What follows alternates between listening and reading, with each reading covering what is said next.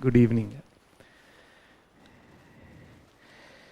So continuing with the same pattern, we discussed some of the topics in the 3 classes. We'll have 2 more, one on this and the another on energy policy, maybe sometime next week, because I think these are the 2 topics which have been talked about a lot in the last 2 years, and there's a probability of a question coming from this. And previously, if you see the pattern PYQs, trade has been covered in detail. Whether it is about the trade commodities, it is about trade deals, it is about WTO. Everything has been covered in detail in the exam in the previous few years. Last 2 years, the President of the United States has made certain changes in how the trade is conducted, especially with the United States. So India had to respond to it. We were already doing that response, so I'm going to give you a brief overview how exactly we have progressed post 2020. I'll first talk about the multilateral trade, that is WTO, then how India has progressed on its trade deals. We have signed 8 trade deals since 2020. What exactly is this perspective, and why are we not becoming part of the multiple countries together coming in a major trade bloc? So there are 3 things which we'll talk. First is WTO, what are its issues? So for example, last month, the WTO conducted its 14th ministerial conference in Cameroon. What exactly were the issues there? Then we'll discuss what are the predominant major issues with WTO. Then I'll talk about the major trade blocs that got formed because of failure of WTO. One is the Trans-Pacific Partnership and the other is the RCEP. Trans-Pacific Partnership say US exited after Donald Trump when he came for the first time. So in order to get a response to this, Biden started something called as the Indo-Pacific Economic Framework. But then Trump came back again, so IPF is not being talked about, bilateral deals are being talked about. So the world has moved from multilateral trade in WTO to bilateral trade agreements. In between, they tried to form 2 major trade blocs also. One was the ASEAN plus its 6 members, that was RCEP, which India exited. And the another was the Trans-Pacific Partnership from US exited. In response to that, Biden started with Indo-Pacific Economic Framework. Post that, bilateral agreements have happened. So I'll give you a brief overview on all 3. Second thing to note down here is the trade agreements, the 8 trade agreements, they're quite voluminous in nature because there have been agreements on multiple things. I'm only going to tell you what things are probable for coming in the paper, though I've mentioned more information. Probability of what topics and what statements they can frame, according to me, which I thought important as per the previous year. This I have included all the information. Some of the information I'm going to direct you towards it. The third thing that has happened beyond trade, so one is WTO, the other is bilateral trade agreements. The third thing that has happened is, since US has recognized China holds control of a lot of rare earth minerals and other minerals that are important for a lot of critical technologies. Critical minerals, including rare earth minerals. In order to counter China, US has started some of its programs. Say one of the programs is Pax Silica. Another program is Mineral Strategic Partnership. UPSC asked one statement, India is a member or not, last year. This year, he has replaced the Mineral Strategic Partnership with 2 events. One, he has signed a trust agreement with India. And second, that is a bilateral agreement. And second, he has started an initiative called Forge, which is now touted as the next thing after Mineral Strategic Partnership. Third thing he has done domestically, that he is going to form a reserve, which is he's calling as the Project Vault. So these 3 things I'm going to tell you, just the basics of it, so that you're in a position to write or position to solve the question in prelims. Mains mein topic बहुत ज़्यादा relevant है नहीं. Mains में relevance इसका is that what is the impact of India's FTA that we have signed? Because a lot of FTAs we are renegotiating. One FTA which are renegotiating is the ASEAN FTA, which was signed in 2006. 2010 से चल रहा है वो FTA. 2015 में more things got added to it. So we think we have been at a loss with that FTA. So India is trying to renegotiate that FTA. So that is mains perspective. But in prelims perspective is what are the agreements, what areas they cover, and the broader things with respect to trade that I'm going to tell you in this class. Now first, why should countries trade with each other? First we'll talk about the basics of trade. Why should the countries trade with each other? What is the reason that trade should happen? And trade happens on what all spectrums? Why should the countries trade with each other?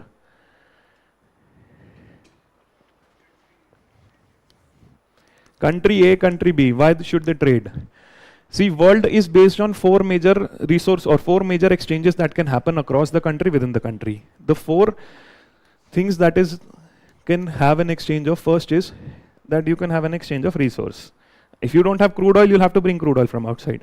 If you have energy sources, you have coal, you can export coal to someone else. So that means based on whatever your geological distribution of resources, you will need to conduct trade of resource depending on how much you need it. Energy is something which is basic, which everyone needs.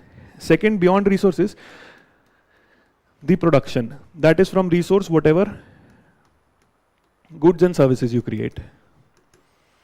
That is what you can do with the resource. So what exactly the goods we produce, which we can sell to the world, what are the world which is producing, which we want. The third form is financial exchange. Investment. This happens in the form of investment, happens in the form of aid, happens in the form of loans. And since someone is investing, you need to find what are the mechanisms, how they regulate investment. This is what I'll talk about, how WTO does not have an agreement on this. Bilateral trade now has agreement on this. Digital trade, number of different regulatory matters which we'll talk about. And the fourth is exchange of people. So I can have exchange of resource, I can have exchange of production, I can have exchange of finances, I can have exchange of people. Your trade agreements will talk about all four. What exactly is the tariff here, what is the tariff here, what is the regulation of investment, and what is the regulation of movement of people. For example, under the under the Australian agreement which we signed in 2022, there we said, the Australia said we are going to allow 1,000 people per year in order to enter. The New Zealand agreement which they have signed, they say for different categories of people we are going to allow 5,000 people. So trade agreement mein is pe bhi negotiation hota hai. So any particular agreement that happens will happen on these four heads. Now that is resource, production, financial, and people. Now why should the country do it? The country should do it because the country should save its resources and work on efficiency. That means whatever the country has comparative advantage over. So when the developed world, especially US and Europe, since they had got a lot of development, they wanted resources from rest of the part of the world. They developed an economic theory also behind it. They said people should trade with each other because there is comparative advantage in trade. That means if country A is producing good X in a productive manner, country B is producing Y in a productive manner, that means he's efficient in production of that.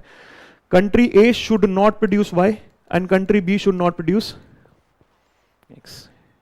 These countries should actually trade with each other. That means if my comparative advantage lies in producing X, I should not produce Y. My comparative advantage lies in producing Y, I should not be producing X.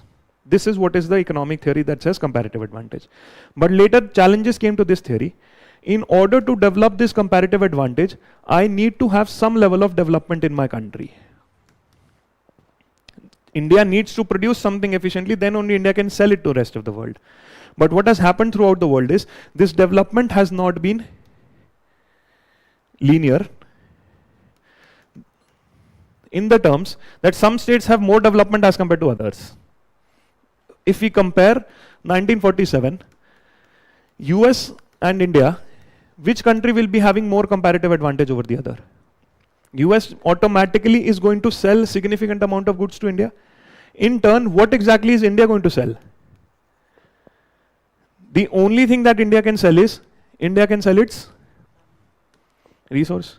Now this is something which is not beneficial for India. Why? Because conversion of resource into production, I need to build this activity. But if I buy everything from outside, I will not be able to do this. In fact, imperialism was this only.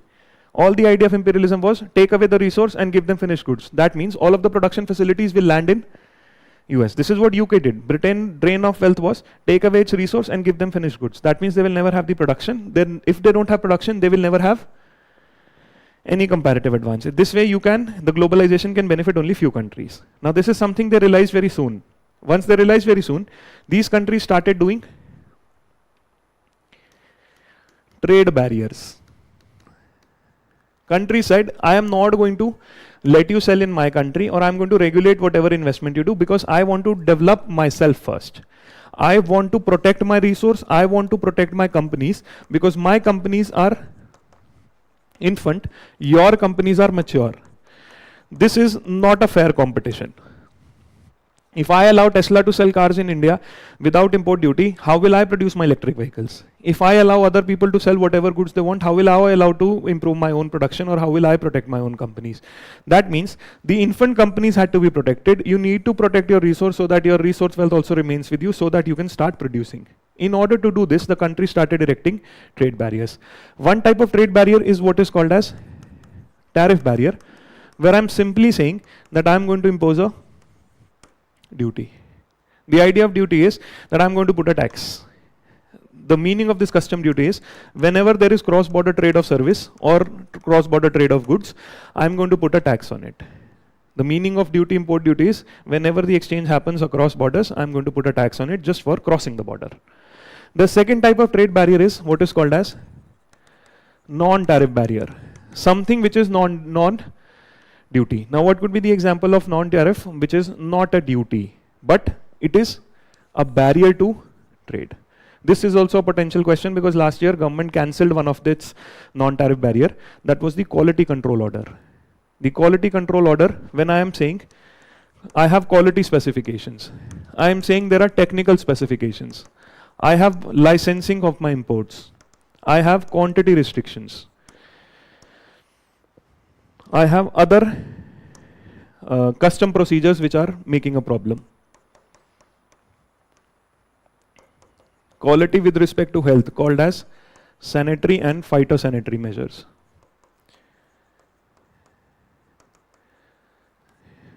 Protecting plant, animal and human life. All of these are this quota restriction. All of these are non-tariff barriers. That means economic theory is saying that you should get the advantage, don't waste your resource. But the real life development has not been uniform. It has not been linear, that some countries got developed, some did not. There is lack of uniformity of development. Developed or rich world has a lot to sell, and the developing world or the underdeveloped only has the resource to sell. In fact, इसमें एक और बड़ा पंगा है, that if you bring the resource to sell to them, how will you extract the resource first? तो वो कैसे capture करते हैं? See, this is why, if you know the history of Banana Republic, why this term banana? Have you heard of Banana Republic? What is that? Central Asian what? Banana Republic क्यों बोलते हैं किसी country को? क्या reference है? In fact US यही करना चाहता है वेनेजुएला में. They have done already in Iraq. They wanted to do the same with Iran. They want the control of oil. So see what they do. First case is that I am going to sell you finished goods, and I am going to force you to sell your resource. I want control over resource.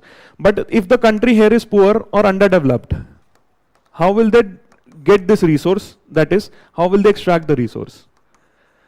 तो इस extraction करने के लिए भी ये company यहाँ पे आएगी, and they will take control of all resources. That means I'm going to make twice the profits. My country first is going to help me extract. I'm going to take it at a very cheap value and then sell it here and make the finished product here.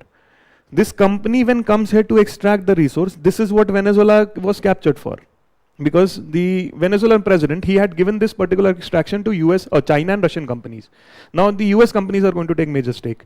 Shell, BP, all of this, US and UK companies. Same cheese they do in Iraq also. Post 2003, when they destroyed Iraq in name of terrorism, all of the oil production in Iraq is happening by US companies. This is how they control all the oil resource. The same they wanted to do in Iran also, that we are going to control the resource. When this company is going to come here and is going to extract resource, can this company, which is a multinational company, can it impact your country and its policy? If it is going to impact this, can it have a political capture of this country? Or I can create certain conditions that my country starts attacking them because they're not agreeing to my conditions. This is what happened in Guatemala, where a company called the United Fruit Company, उनको यहाँ से क्या extract करना था? In Guatemala, they wanted the control of bananas. So what they created was, Carlos Arbenz was the president. They said that Arbenz is not listening to us, Arbenz is communist. So they created this whole chimera that he's a communist, and US company came here, or US defense forces came here, and they were CIA mostly, not defense forces. CIA was mostly removing this head of the country. Therefore the country now was politically captured by one particular company. This is why the name came up Banana Republic. क्योंकि banana company ने capture कर लिया था पूरा republic. Same thing they tried to do in Iran also, जब Mossadegh को हटाया था, and they brought in the Shah. Reza Pahlavi Shah was brought in, doing the same thing again. So that means I need to protect myself. I need to protect myself from two things. I need to stop my resource from going out because I need to protect my production. Second, I need to protect myself from investment coming from outside. Investment can capture my country because if big companies come, I don't agree to them. These can have political repercussions for me. This is why I am having a barrier. Tariff and non-tariff, I start with goods. I have regulations over almost everything so that I have protection. This is what is the starting point of trade and the reason for trade barriers. Is this making sense? Now post this, trade barriers which you erect, they can be arbitrary. Every country is sovereign to decide whatever they want to do. If the trade barriers are huge, will the world have any amount of trade with each other? What will happen to trade if there are too much of barriers which exist in the entire world? This is what happened between World War I and World War II. Countries were competitively devaluing their currency, they were erecting trade barriers in order to stop others selling, in order to increase their sales. So that means there was absolutely no trade that is happening, or very less trade that was happening. How do we solve this problem? In order to remove this arbitrariness of barriers, countries can form arrangements with each other that we can relax the barriers or we can have rules to frame barriers. The arrangements in order to counter barrier make it more rules based, or I can give preferential treatment to particular players. If I give it to all members of a particular organization, this is what is called as multilateral trade. And if I give to few select players,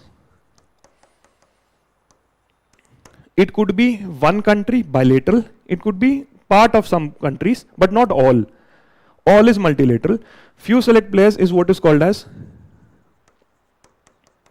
regional trade agreements. India ने यही sign किए हैं, 8 agreements now, 16 before. Total 24 agreements we have. And what is multilateral trade agreement which we have? This is what is called as, the body for multilateral trade is WTO. I'll first discuss WTO, then I'll discuss the regional trade agreements. Regional trade agreements, I'll tell you the new agreements first, and then I'll talk about the older agreements. We'll discuss all the 24. I'll give more information on the 8 which has been recently signed in the last 5 years. The remaining 16 you can just know for with partner we have what. That's it.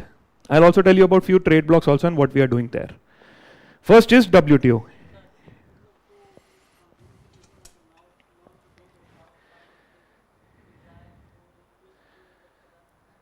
Israel has expansionist policy. They want to take control of the entire Middle East. उनको अपना greater Israel चाहिए. इसलिए if you see they are not attacking Iran, but mostly they are attacking Lebanon. Lebanon के काफी उनको चाहिए. Litani river तक उनको expansion चाहिए. This is what they are doing. They have displaced so many people in Lebanon. पूरा उन्होंने गांव उड़ा दिए. They want to expand that way. And they are threatened by Iran presence there. Because GCC countries somehow have been controlled by Israel through US. If you see the 2023 attack that happened, the attack happened just before the Abraham Accords, where there was an agreement between Israel and UAE, and then agreement between Israel and Saudi Arabia was about to be signed. Then Hamas attacked Israel because they wanted to stop that GCC cooperation with Israel. Or आज भी GCC cooperation with Israel is quite strong. Because if you see, none of these Arabic countries are trying to defend Iran. और इन सब के पास US के bases हैं. So what is Iran doing? US is attacking their bases. तो Israel का expansionist policy है, वो US के थ्रू उसमें गेम खेल रहा है. US want control over resource because US knows its global order, its hegemony is dying. Why? Because China is already in a position to replace it automatically. In fact, 2-3 दिन पहले Rubio made this statement. He said, within 5 years, nobody is going to trade in US dollars. तो हम वो जो sanctions का भी use कर रहे हैं, वो use कर ही नहीं पाएंगे 5 साल में. This is why they are going crazy about the resource. They want Venezuela, they want Greenland, they want Iran because they want the oil. Because China is weak at one spot, that is oil. Rest everything China has rare earth. This is why he's controlling 2 things. He's doing this oil for oil, and second, he's doing good to control his supply chain for most of the rare earth minerals which he needs. This is why Pax Silica, this is why Mineral Strategic Partnership, this is why Trust, this is why Forge. तो वो resource control चाह रहे हैं, वो गिरते गिरते वो last grasp कर रहा बस. How is India playing on this? India is working on both fronts. What did India do? India wanted to diversify itself away from US. So we will sign a trade agreement with US, but we are going to have arrangements with other countries also, so our diversification happens. इसलिए हमने बहुत सारी countries के साथ trade agreement sign कर लिया. What is there in trade agreements is this is what we want to talk about. Now first is WTO. What happened in WTO and what exactly is happening in WTO right now, especially with Cameroon. This is one topic where they have gone in depth about the details of number of agreements and number of issues, which I expect is going to return again, because in the last 3-4 years, the trade related and WTO never was discussed post 2020. But since this was in news, there is an expectation that questions are going to come from here. This is why we are here and discussing this topic. First, how did WTO come into the picture? And few things about WTO and where the fight lies. First is 1947, or even before that, in 1945, when there was that Bretton Woods conference to decide what is going to be the world's future economic and financial relationship, they discussed that they are going to have 3 major bodies which they are going to form. First body was for monetary stability, that was IMF. Second one was for International Bank for Reconstruction Development, which was for reconstruction of Europe. And the third body was International Trade Organization. इसके बाद और bodies add हुई, the International Development Association, IFC, and the International Center for Settlement of Investment Disputes. These 4-5 together are called as, they asked the question last year on this. IBRD pe question tha. The third body they said was that we are going to form is to have rules-based multilateral trade. They said we are going to have a body which they called as International Trade Organization. But what happened with International Trade Organization is, this body did not find favor with the US Congress, and ultimately this body did not materialize. Idea tha 3 body ka. One was for monetary stability, other was for development, and the third was for trade, which is rules-based. Ke ye arbitrariness in these barriers should go. We are not eliminating barriers, we are making it rules-based and more predictable. Now, what exactly came to WTO before that? ITO was the initial body in 45, but ITO did not materialize. So what happened was, 23 odd nations came together under an agreement called General Agreement on Trade and Tariffs. This was a legal arrangement. And what these 23 countries did, India was a member. It is a founding member both ways. What these countries did, they wanted to talk about goods, trade in goods, and make the trade barriers more predictable, and in fact, not just predictable, rules-based, and to reduce the barrier. The idea was liberalize trade, make it rules-based and make it predictable. Idea tha kam karna hai, but it was only about goods trade. The starting countries decided that every 2 years we are going to meet, and in these 2 years, we are going to decide how to proceed further. These were called as the ministerial conferences of GATT. There's no institution, and the agreement is only talking about how to improve trade in goods. Not just the tariff barriers, later they also started talking about non-tariff barriers. When this body, under this idea that they have to meet every 2 years, when this body meets in 1986, this is this 8th round of negotiation, and they decide that GATT has some issues. GATT 1947 has been very successful in improving trade on industrial goods, but has been very poor in improving the trade on agriculture. We are very successful in the last 7 rounds. Industrial tariffs on most of the goods were as high as 45%, came down to an average of 5%. That means this is very successful. But farmers are protected by their governments, we are not able to trade. Second thing, what about new areas that are coming up in trade, which were not conceptualized when we were in 47? What new areas in trade? Say, services, intellectual property right protection, investment policy, government procurement, and so on and so forth. We need areas discussion because of the trade has become complex. Third thing they said, we need an institution so that we can have dispute resolution, so that we can have a continuous body which is trade policy review. Arrangements ko bhi review karenge, country ko also we are going to review what they are doing. We need an institution for that. Based on this 1986 8th round of negotiation, this concluded in 94. For 8 years the countries kept on meeting. And in 94 when they concluded, they said we need a new body and we need 3 multilateral arrangements.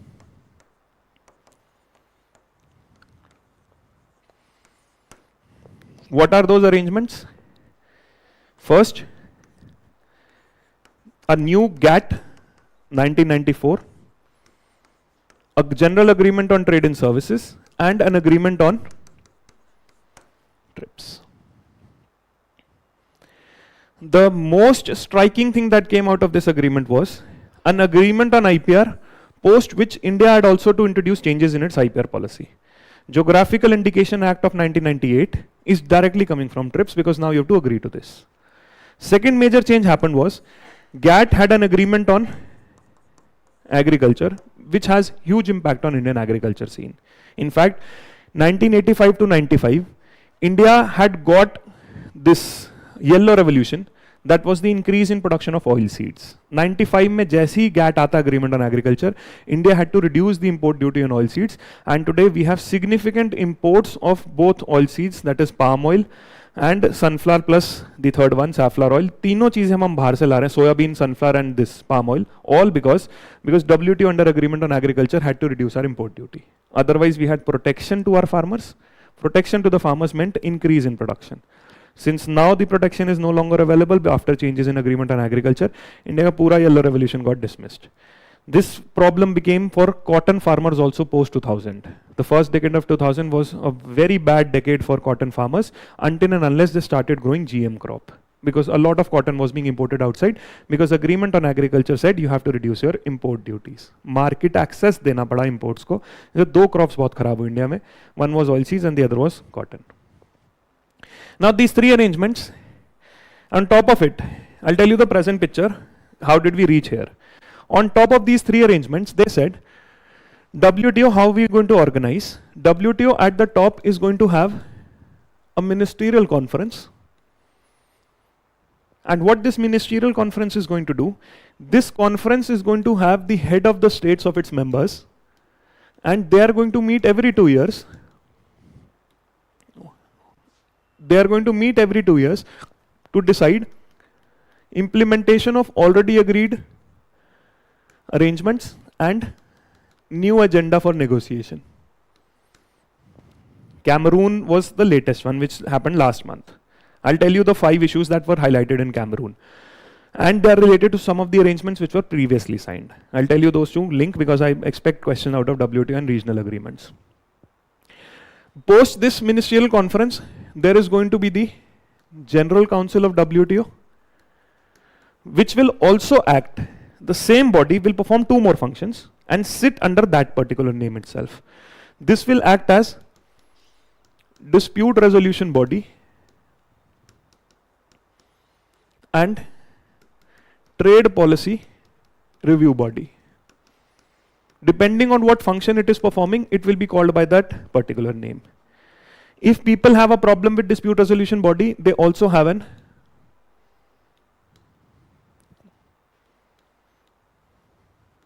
appellate authority over it, where you can appeal. Below these councils are 3 councils for the 3 arrangements: GATT Council, GATT's Council, and TRIPS Council.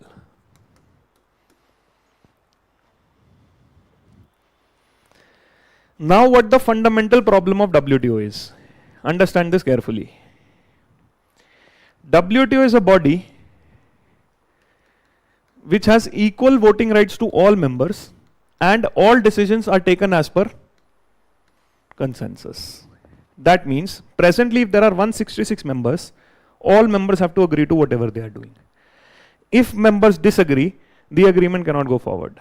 That means these 2 areas, implementation and new agenda, cannot happen until and unless all members agree, which post 1995 is very difficult to do. All of these agreements happened because every country in the world had to take something from US and the developed world. So they could not say to what US was setting the rules here. But when these rules came into implementation, they found out it is benefiting US more and it is causing a problem to those countries. How did that got highlighted? In the first ministerial conference that happened in Singapore, the developed world said that we need negotiation on 4 new things. One, we need negotiation on investment. We need negotiation on government procurement. We need negotiation on competition policy. And we need negotiation on trade facilitation. UPSC asked a very detailed question on trade facilitation in one of the years. News mein bhi tha bahut. I have created rules on goods, GATT. I have created rules on trade and services, GATS, and rules on intellectual property right, that is TRIPS. The developed world says, I want to include all these 4 measures also. That means a new agreement on investment protection, agreement on government procurement, agreement on competition, and agreement on trade facilitation. What is the meaning here of all? If any company is investing in your country, this company should be treated just like your domestic company. That means you cannot have differential treatment to a company coming from outside. This is what is the meaning of investment protection. Right now, the WTO does not have any agreement, multilateral, on investment protection. What is the meaning of government procurement? If the government has to buy goods and services from a particular, government delivers a lot of things, so it buys also from firms. Whatever goods are coming from outside, or whatever companies are selling these goods here, the government should have a procurement policy same for them as what they have for domestic. For example, if government is buying cars from Maruti Suzuki, it should also buy cars from someone outside. That is, there should be no differential treatment. वो Tesla भी उतना ही same खरीदे, favorable treatment उतनी ही दे जितनी वो मारुति को देती है. So when the government procures goods from its market, it should treat outside made goods and the outside companies equally as part with its own companies. There should be no favorable treatment. One is protect investment, just like you protect your domestic players. Second is, when you procure goods, you have to give favorable or same treatment as your national goods. What is competition? When any company comes from outside, anti-competitive practice, this policy, I should have same rules throughout the world, not separate for them. Just like for IPR, I have same rules under TRIPS, similar rules I need for competition policy also. And finally, what is the meaning of trade facilitation? Trade facilitation relates to the custom procedures and custom infrastructure. Every country should have a minimum protection or minimum procedures which are common, just like we have IPR and for competition. So the developed world wanted new areas for which they could have multilateral arrangements. They already got one for goods, they one for services and IPR. They wanted on all 4 methods, all 4, these are called as Singapore issues. One is investment, the other is procurement, the third is competition, fourth is facilitation. Facilitation pe agreement got reached in 2014. What happened post this? So the developing world did not agree to this. India leading, they did not agree that we don't want, because right now our economy is nascent, we can't give you more protection as compared to our natural player, or our domestic national players. So what happened in 2001? 2001 is a landmark year for WTO because 2001 China also becomes member of WTO. This is what developing countries get strengthened. They form an own unified group called the G33. In G33 what they have agreed to an agenda called the Doha Development Agenda.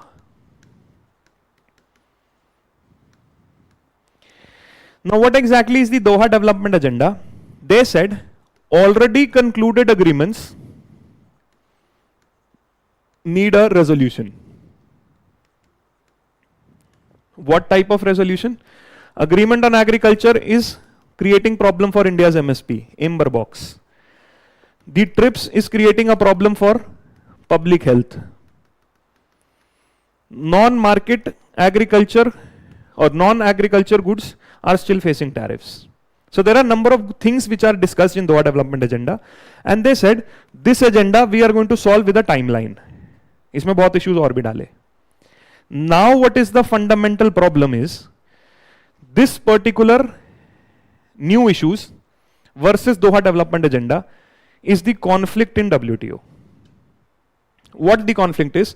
Developed world wants to include new issues.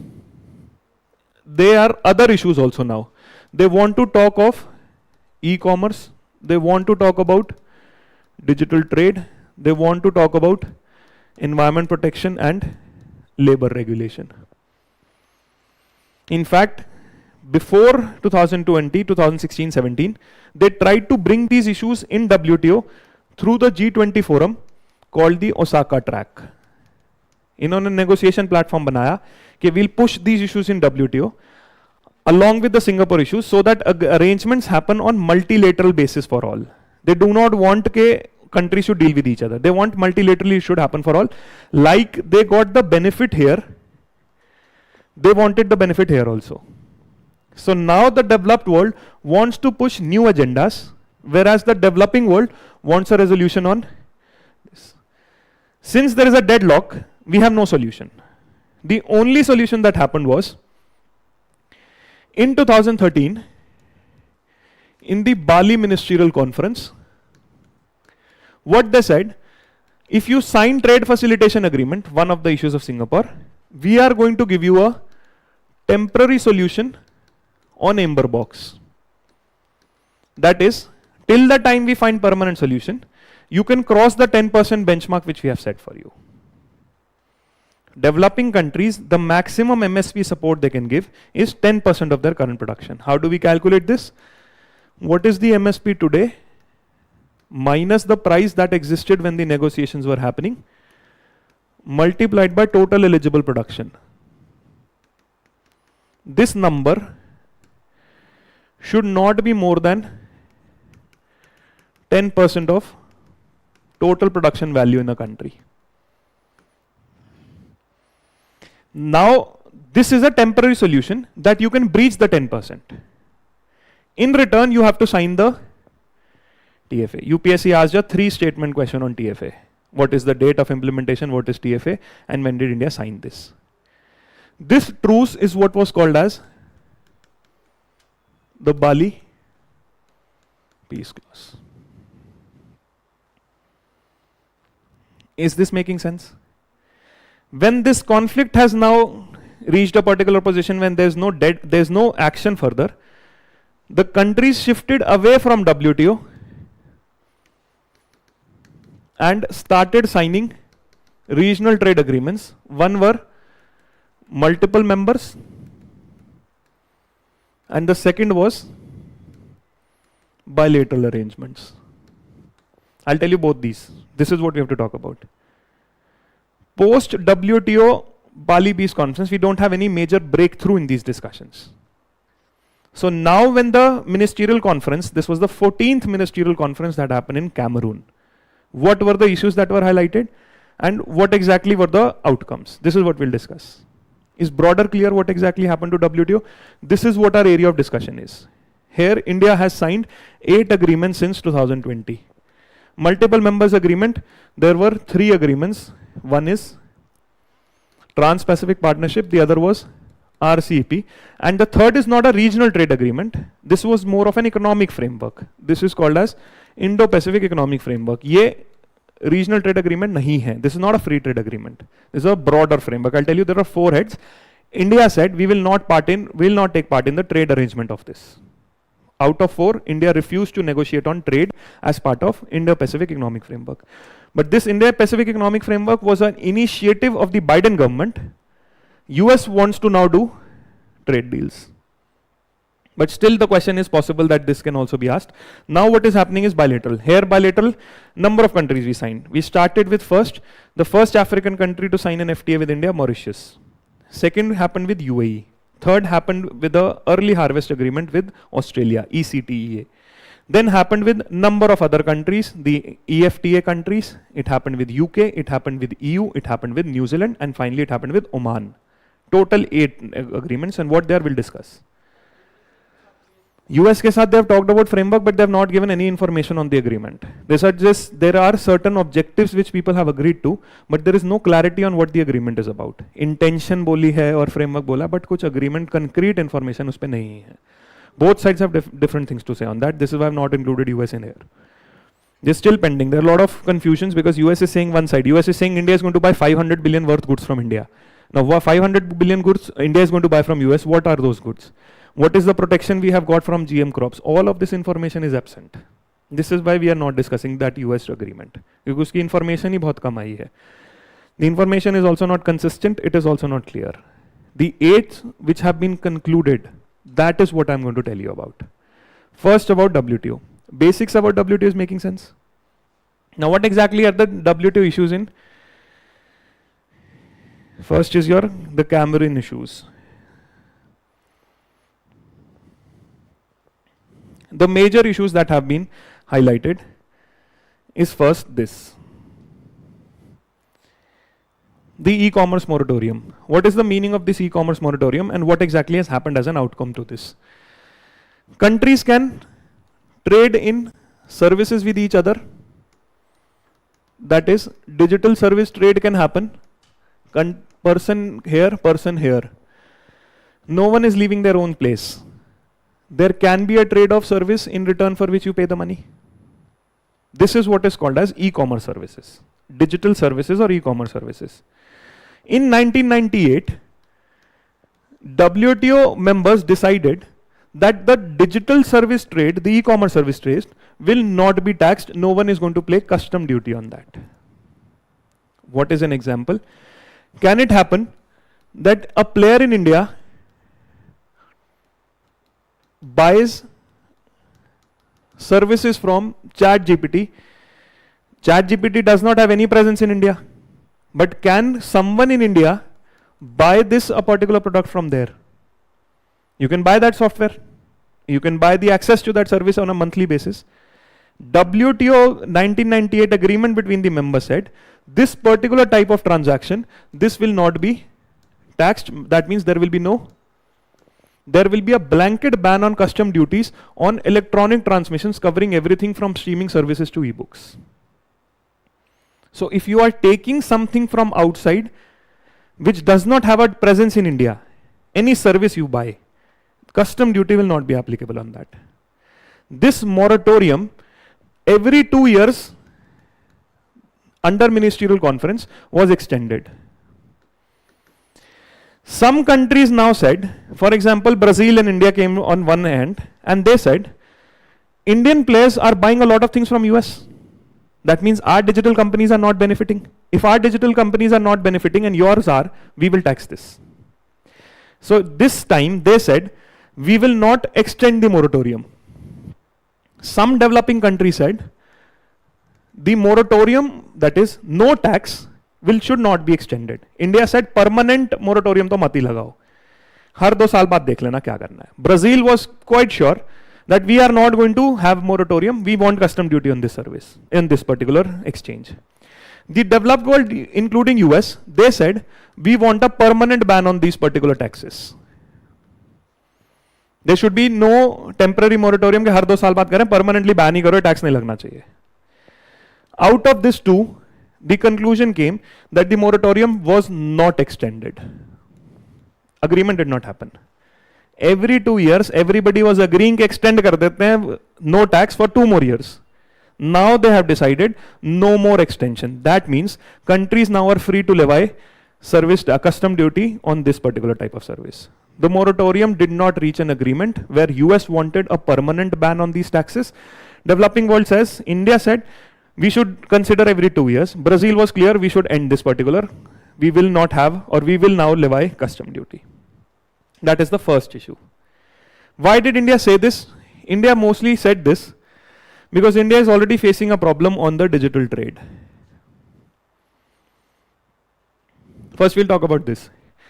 In Singapore issues, we said that if there is investment coming from outside countries, this investment should be treated as par with the domestic company. There should be no differential treatment to the outside investment. That means FDI को domestic company की तरह treat करना है. उस पर regulations नहीं होने चाहिए कि 75% आ सकता है, 25% आ सकता है, government approval route. Why? Because you don't have such rules for them. You can't have them for that also. This year, in the Ministerial Conference 14, China said, in order to protect this, there should be a global arrangement. This global arrangement is what they called as the investment facilitation for development agreement. India was not in favor of this. There is no agreement reached on it, but this investment facilitation for development was backed by China in order to improve the flow of foreign direct investment targeting developing and least developed countries. They wanted an agreement on that. That's the second issue.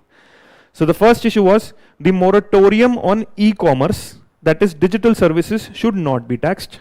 This is something which has been continued from 98. This time there was no extension of moratorium. US wanted permanent ban.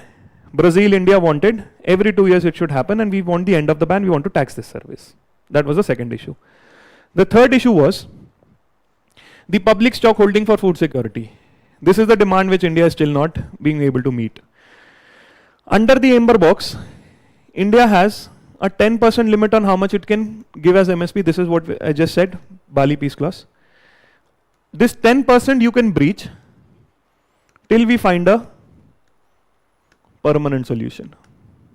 India is still looking for a permanent solution because we believe MSP is given for PDS, that is public stock holding for food security. This MSP crop is not meant for trade. So the Bali Peace Clause gave us a temporary solution. We want a permanent solution to this. This is what is the India's demand in this ministerial conference. Again, no solution. 3, moratorium on custom duty on digital trade. Second was the investment protection, which was backed by China, a new arrangement. Again, not happened.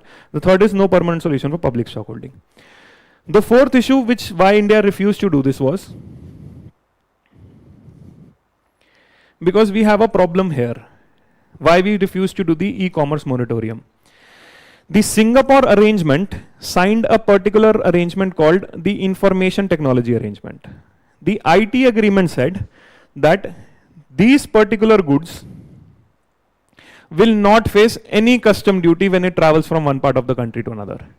In order to provide higher technology, information technology goods, they will not be taxed by any country. India was part of this information technology agreement. This is not a multilateral arrangement which is applicable to all. This is a plurilateral arrangement. What is the meaning of this? WTO has 3 arrangements that work for all members. When it works for all members, this is what is called as a multilateral arrangement. This multilateral arrangement are 3. One is GATT, the other is GATS, and the other is TRIPS. If there are few countries which decide to liberalize trade being part of WTO only, some countries form a group and decide we will have an arrangement. This few countries arrangement is what is called as plurilateral trade arrangements. What are the examples? One is the Information Technology Arrangement 1, Information Technology Arrangement 2, and third is a government procurement arrangement. India is not part of these 2. India is only part of this. That means if computers, telecommunication equipment, semiconductors, manufacturing equipment, scientific instruments, and software and media, and when we say manufacturing equipment, we're talking about software production tools. If these are going to be traded, they will face. The problem that India had after this arrangement was, okay, in 96 we allowed this. We were part of this, IT allow kiya. Our own domestic electronics manufacturing has been 0. Completely annihilated because other countries were selling all of these goods in it. So if you see all of these 6 components, you'll find that India has absolutely no presence in any of the goods. Why? Because all of the goods are coming at 0% duty. India is part of this. Few years later, they wanted to expand the goods. The expansion happened to 200 more odd such goods because now the equipments have changed post 96. In order to expand the list, the countries negotiated an expanded product coverage, the Information Technology Arrangement, the second part. India did not participate in this. What is part of Information Technology Arrangement 1 and 2? They're all electronic goods which face no custom duty while trade. ITA 1 and the 6 components India is a part. ITA 2 India is not a part, which includes a lot of new generation semiconductors, GPS navigation system, medical equipment, licensing, video game consoles, and so on and so forth. These components India is not a part. ITA 1 का India part है. The government procurement agreement, which is also a plurilateral agreement, India is not a part. The whole reasoning for not being part of this is that all of our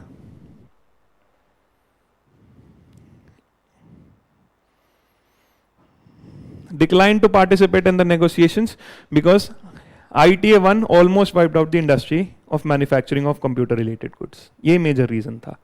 So apart from other countries which did not participate, key participants US, European Union and China, notable non-participants was India. So plurilateral arrangement में India सिर्फ information technology arrangement part 1 है. In part 2 and the government procurement, they are not a part. Now what US is trying to say this year, this was the US contention. What is the US contention? First is, US has an argument against MFN. What is the meaning of MFN? Under WTO, if one member extends benefit to another member, it has to extend it to all. Which the US government is saying, this is not beneficial for everyone. We should have exceptions to this. Even when exceptions exist, we need to expand the exception list. This is first US contention in Ministerial Conference 14. Second is, US and its allies are pushing for more plurilateral arrangements. Multilateral arrangements were these three. Since there is no negotiation happening on these new issues, they want to push it through arrangements like the information technology arrangements and government procurement arrangements. They want more plurilateral negotiations. All of these issues combined, where China brought an investment protection policy, e-commerce moratorium, food security problem, and the US issues. These 5 issues got absolutely no resolution in the ministerial conference.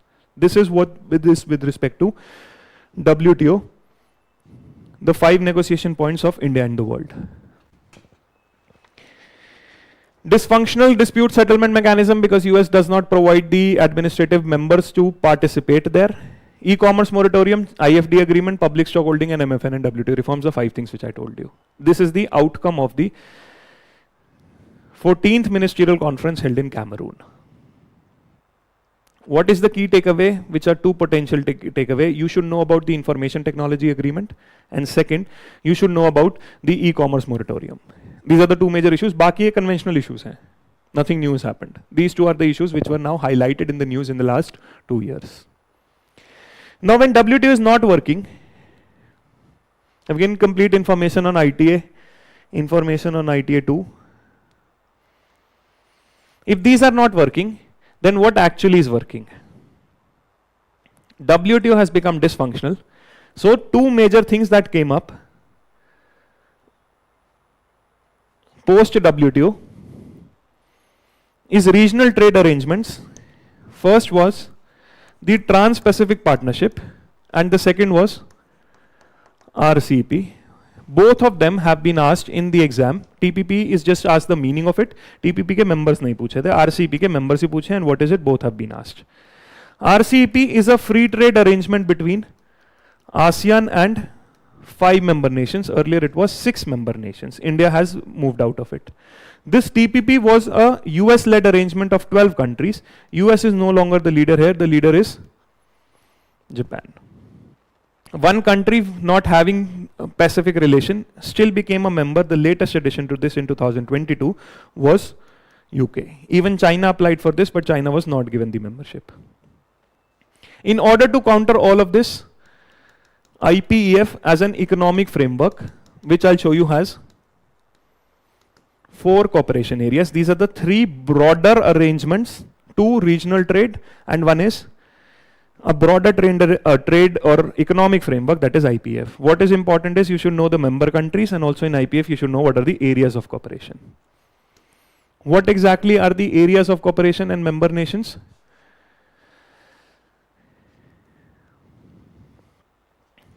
These are your members of the Trans-Pacific Partnership. This is now called as a comprehensive partnership or a comprehensive and progressive Trans-Pacific Partnership. CPTPP, after the US removal, Trump in the first term took out himself from TPP. So you have Canada, Mexico, Peru, Chile, and there you have Japan, Vietnam, Brunei, Malaysia, Singapore, Australia, New Zealand, and the latest addition to this is UK. This is a free trade arrangement. It has new areas apart from goods and services. It talks about labor and environmental standards, environment protection, government procurement. So the areas which WTO was not dealing with, that is labor, environment, investment, and government procurement, is now being dealt by all these four. New issues isme covered hai. I'll tell you how new issues are being covered by the India's bilateral arrangement also. For example, in the UAE arrangement, for the first time we talked about government procurement. We first time talked about digital trade. In the UK agreement, we have talked about digital trade, we have talked about environmental standards, and also we have talked about gender and trade.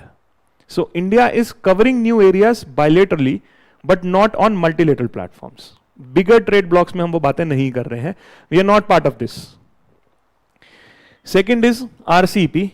India is also not a part of this. RCEP has the 10 member nations of ASEAN, along with China, South Korea, Japan, Australia, and New Zealand. We are not having partnership in RCEP. There are 2 questions in previous years on RCEP. India is not a member. The third is the Indo-Pacific Economic Framework. In the Indo-Pacific Economic Framework, there are 14 member nations where India is a part. And what is important here is, China is not a member here. China is a member of RCEP, and China is also not a member of Trans-Pacific Partnership. China is only in RCEP, IPF mein nahi hai. The second thing to note down here is that the 4-pillar framework, India is not part of trade and digital trade. India refused to be a part of this. Rest 3 we are part, that is supply chain resilience, clean economy and fair economy, policies for tax evasion and anti-corruption practices, anti-money laundering and clean finance. उसके part है हम, trade के part नहीं है. So 3 major groupings. One is the comprehensive, progressive, trans-Pacific partnership, where US had taken out. What is important to remember, UK became a part. In 2024, China ने भी apply किया, China part नहीं बना है. Second is RCEP. The third important is IPF. This was launched by Biden. Trump came, Trump wanted to remove all of this. Trump wants negotiations bilaterally. He's signing trade deals with China, Vietnam, India, all the countries, Pakistan, everyone, he's signing a bilateral trade arrangement. I hope it is clear. Member nations of IPF become important this year. RCEP has already been asked, this can still be asked, and the comprehensive, progressive, trans-Pacific partnership. These are the 3 major trade blocks. India is part of this only. Bilateral trade arrangements.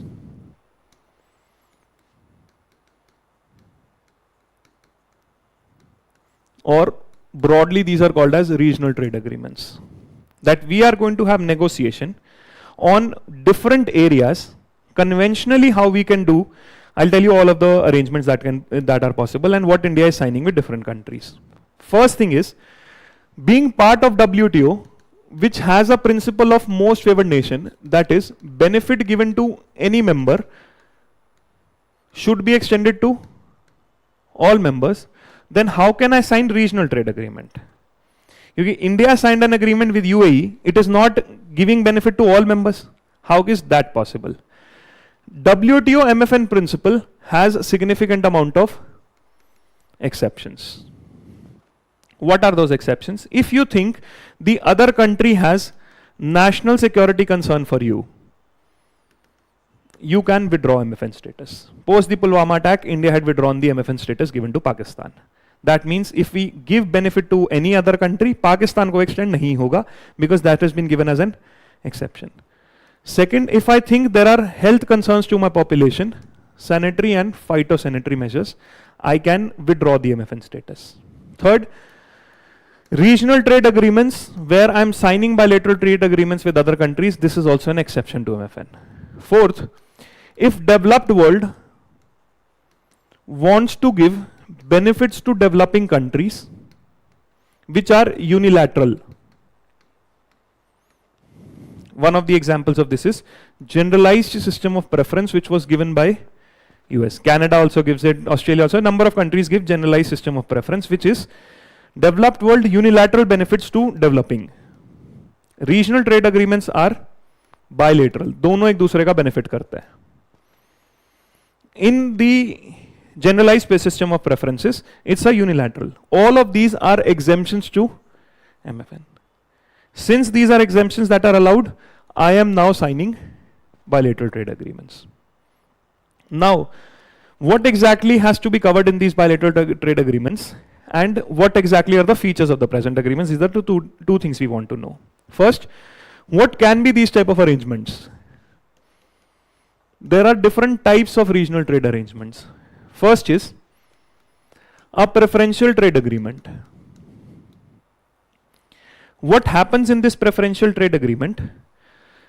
The partner countries, it could be multiple, it could be one also. What they decide is, on some goods and services, we are going to liberalize trade. That means we are going to reduce the barriers or eliminate the barriers.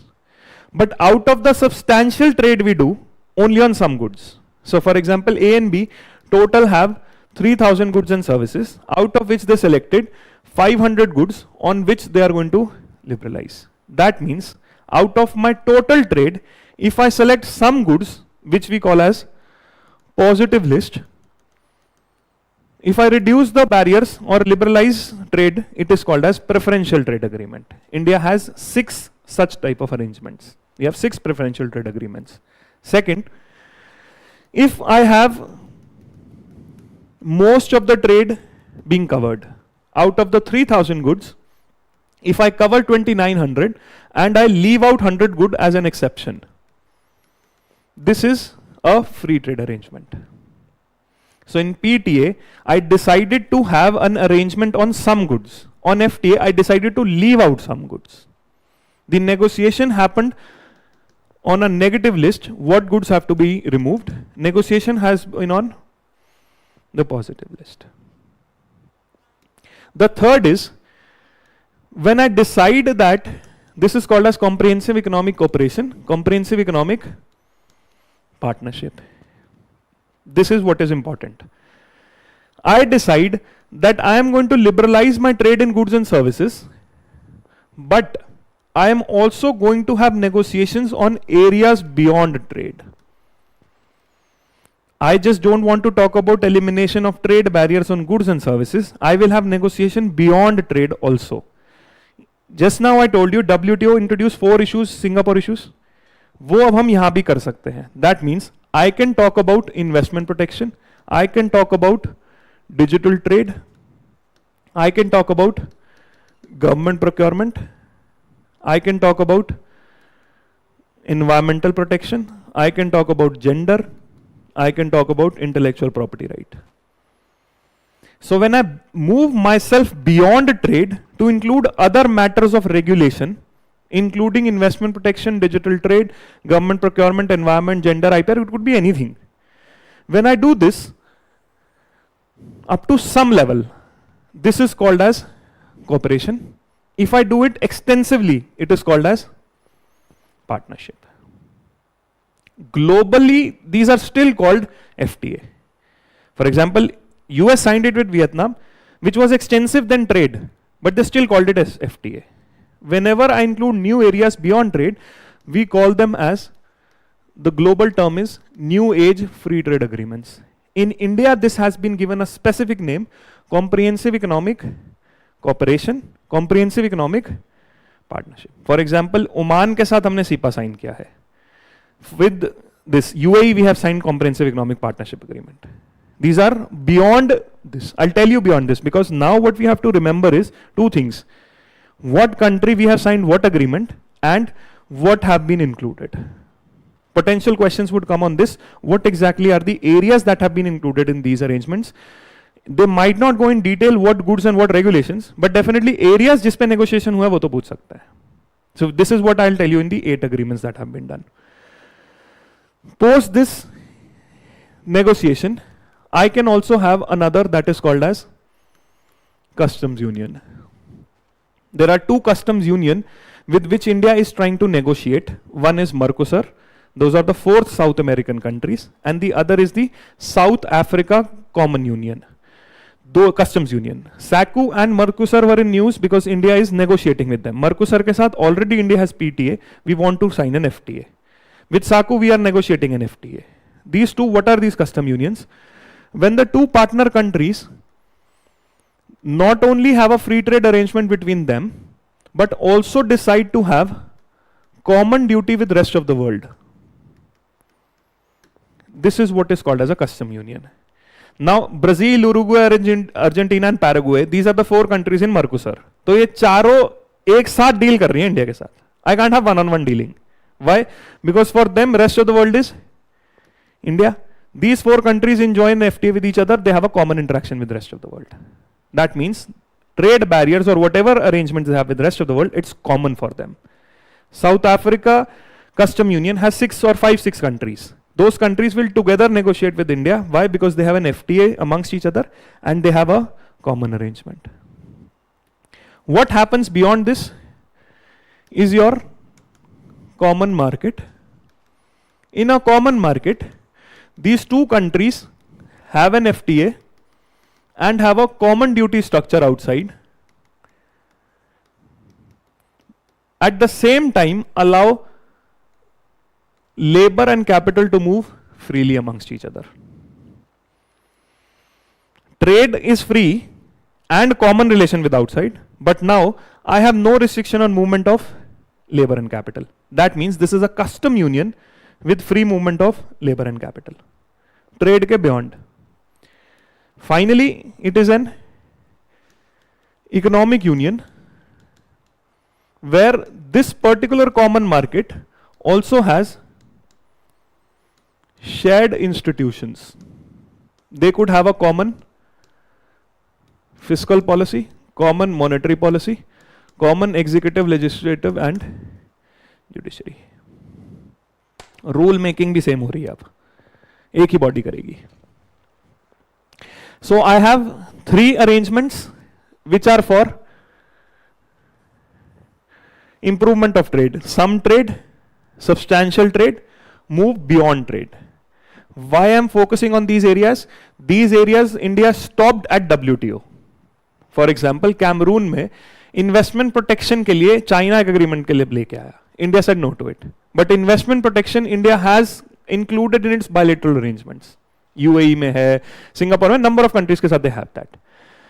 Those things, what are included and what are not, this is what we are trying to know here potentially. So the 8 arrangements which India has signed in the last 5 years, I'll tell you the areas which have been covered. Areas plus arrangements, these are potential questions apart from whatever I discussed in WTO. This is what we are going to understand. 3 arrangements, or I'll just note down what exactly are the arrangements. One is PTA, FTA, then you have custom union. Custom union को पहले ये होना चाहिए, तभी वो एक ही बात करेंगे बाहर. Custom union or common market should be first. Custom union and economic union should be a common market. ये तीनों इंटरलिंक्ड हैं. Without FTA you can't have custom union. पहले खुद का liberalization हो तभी common होगा rest of world के साथ. If you are becoming a common market, you need to be a custom union first. And if you want to become an economic union, you need to be a... One more thing here, which is the special feature of say India-Australia agreement. It is called the Economic Cooperation and Trade Agreement. वो specific नाम है. These are generic names. That is also a potential question where they can ask, India has signed an economic cooperation and trade agreement with which country? So specific name of the arrangement. Second, what areas have been covered? These were the 2 potential questions. Now, what is special about the Australia arrangement?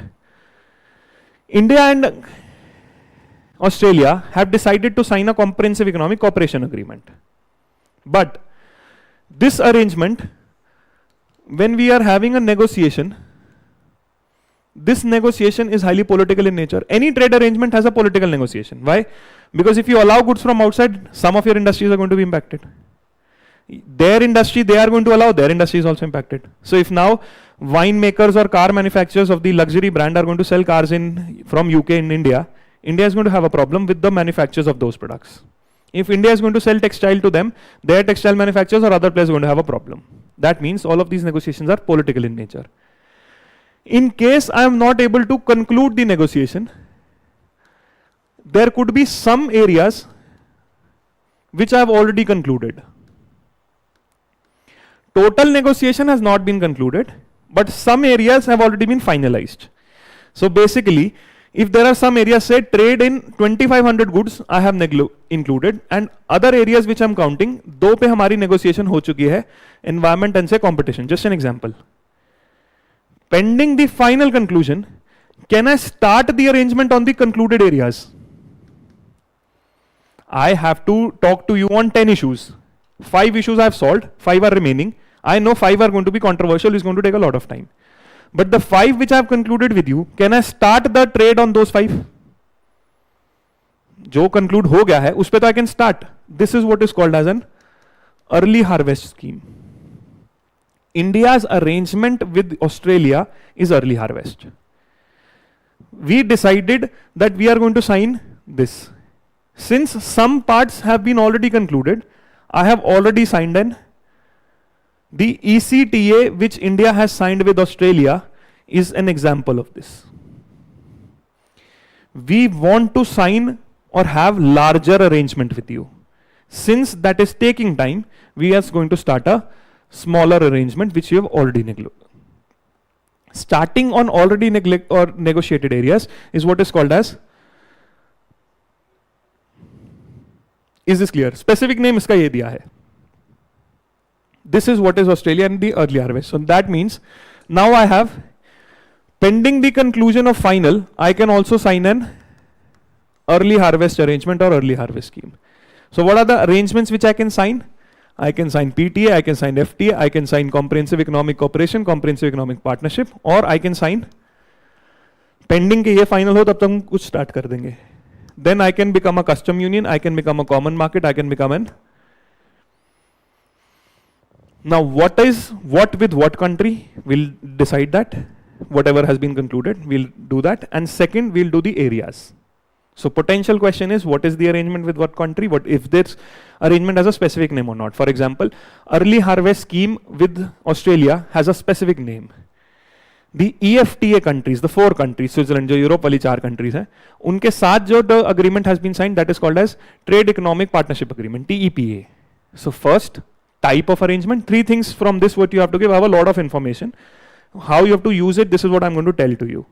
First, you need to know what exactly is type. Second, you need to know what is the specific name. And third, what are the areas that we are trying to capture. This is what to be done from these 8. What was important in WTO I've already told you. What exactly are these 8 arrangements? The first one which we signed post 2020. I'm talking about the 8 after 2020.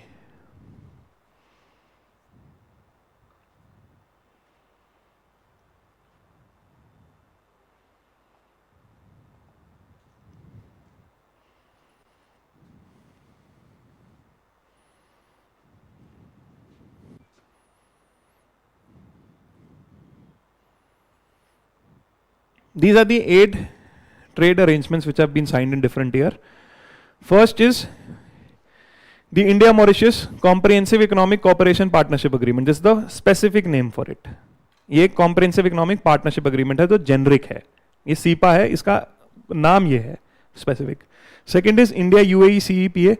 Third is India-Australia Economic Cooperation and Trade Agreement. This is an early harvest scheme. India EFTA. This EFTA is with the 4 countries, the European nations, the 4 countries, the TEPA, Trade Economic Partnership Agreement, specific name. This is an FTA. India-UK Comprehensive Economic Trade Agreement, this is a common, this is a specific name. CEPA with Oman, New Zealand FTA and UFTA. Specific name belongs to Mauritius, is with Australia, is with TEPA, and these 3 only. Areas is what we are going to discuss now. These are the 8 arrangements which we have signed. Mauritius, UAE, Australia, EFTA, UK, Oman, New Zealand and this. First is India-Mauritius Comprehensive Economic Cooperation and Partnership Agreement. Few things to note here. It is the first free trade agreement which India has with an African nation. What are the areas that are being covered here? First, there is an arrangement on trade in goods. There is an arrangement on trade in services. Technical barriers to trade, that means there is an arrangement on the non-tariff barriers also. I told you technical barriers, quality barriers. The sanitary and phytosanitary measures, the health related measures. And there is something on rules of origin also. What is rules of origin? Do you have an idea? What is rules of origin? Consider India has signed an agreement with Mauritius, and this particular arrangement, goods coming from Mauritius will get preferential treatment. For example, if I get TVs from China, I say the tariff from TV on China is 30%. But since I've signed an arrangement with Mauritius, my tariff I've given to them is 0%. That means TVs import from Mauritius are going to get preferential treatment. This is why we've signed an agreement. Now, is it possible that China starts selling TVs to Mauritius, and then this TV coming from here gets the benefit of this FTA? TV bana China mein, directly if I would have transported, I would have got 30% duty. But if I route it through Mauritius, I will get. That means the goods which have to get the preferential treatment, I need to specify what is the rules of origin. From where did this product originate? Once I have specified the rules, this TV which originated from Mauritius is going to get a certificate of origin. Only if the TV has a certificate of origin, then only the TV will come at. This is what is called as rules of origin. A problem kya hoti hai is rules of origin mein? No longer is the world working where you have one product manufactured at one place. Why? Because we have global value chains. The whole TV is not made at one place. Every part is made at different places in order to get more efficiency. So how will I know what is the rule of origin? To have a common understanding, countries decide what is the percentage value addition that should happen in my partner country, which will give them a certificate of origin, which will them give the benefits of or whatever arrangement I sign. तो अब हर product पे I will decide how much value addition Mauritius has to do so that it gets certificate of origin and will get the benefits of FTA. So this is where we have negotiated with them also. Broader idea is goods covered, services covered, technical barriers, SPS, that is non-tariff barriers, and rules of arrangement. Dispute settlement तो almost हर arrangement में होता है. This is what is on the India-Mauritius CEPA. 94 service sector trade has been liberalized. One thing that is beneficial, this is a part of other arrangements also, is what is called as mutual recognition arrangement. Now what is mutual recognition? Mutual recognition बहुत सारी agreements का part है. You know how services trade happen? What are different modes? ये भी modes भी part हैं काफी सारे उसके. What are the modes in which service trade happens? How is service trade happening between two countries? What different modes or what different ways are possible in which you can do service trade? In that you will understand mutual recognition arrangement. There are 4 modes according to WTO. The General Agreement on Trade and Services highlighted 4 ways in which you can trade with each other, especially trade in services. How you can do that? First is called as Mode 1, where both the provider and the consumer remain in their country and the trade happens through information communication technology. This mode is called as cross-border trade in services. Doctor giving a prescription to another person, nobody moved. Doctor bhi apni country mein and the person who had to be given the prescription in his own country. That's called mode 1. Mode 2 is when consumer of the product, he is traveling to the country where the provider is. That means India is first case. Someone called from US to a doctor in India that I need a prescription. That is mode 1. In second case, he traveled to India to come to meet the doctor. This is what is called as, this is cross-border supply, this is consumption abroad, where the consumer will travel.